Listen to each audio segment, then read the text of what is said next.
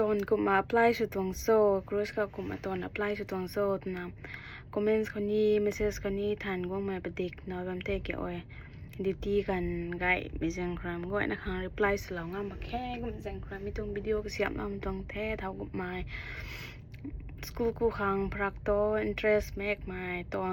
อนนี้นะบ้าไม้กระแปงตานี้บ้าไม้นู้นก็ไวของเขากี่นี่น้อยบ้าคนนี้โนแท้ก็ไม่แจ้งความก็เสียบเราตรงนี้ตอน10เขาตอนตอนนี้ไม่ไหวขังเขา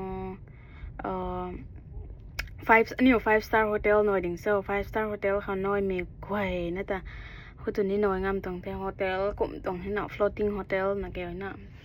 housekeeping น้อยบนี้ saloon น้อยบนี้ saloon ตุสนะhairdresser น้อยบนี้ nail technician น้อยบนี้ massage therapist น้อย acupuncture น้อย skin specialist น้อย fitness instructor ขังน้อย department housekeeping น้อย cleaner น้อย house room attendant น้อยก็กว่านะน้อยงามปรีเด musician คันนี้น้อยงามปรีเดก็มาจูสุดท้อหนึ่งตรง profession นาเรนะแกเฮลไม่ได้ จูสุดท้อก็มานาเรนะให้ตรงก็โตเลยนะ experience น้อยเลยนะนั่งตรง training certificate น้อยก็มาexperience certificate แต่ minimum at least 1 year หอกนิ้วกี่น้อยก็ต้องให้ก็มา training certificate เลยนะ diploma certificate น้อยขังแท้ก็มา passport นี่กี่น้อยเนี่ย valid passport ให้แต่น้อยท้ายคันนิ้วinterview ขังหอตาหนูให้ก็ตานาเรนะ interview pass ไว้ท้ายคันนิ้วเลยนะtraining ขังทอระดับเนี่ยก็มา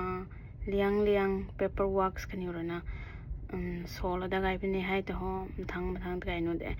ที่เท่ากับไม้ต้นแล้วนะสลุนกันอยู่กับต้นแล้วนะ experience certificate นิดหน่อยก็ไว้นั่นหน่อยบ้างไม่ก็ไว้เขา apply สู่ขอแล้วว่าตัวไปเขา company แต่ apply สู่ของโซ่ก็ไม่ไว้แต่ห้อง text เท่าว่าไงทายขอแล้วของ ready เด้ก็ไม่กี่ต้นตัวไปต้นในทางเว็บนี่ซาตัวไหมนะห้องนี่เดียวเรางามมาแค่มาไว้นะคะ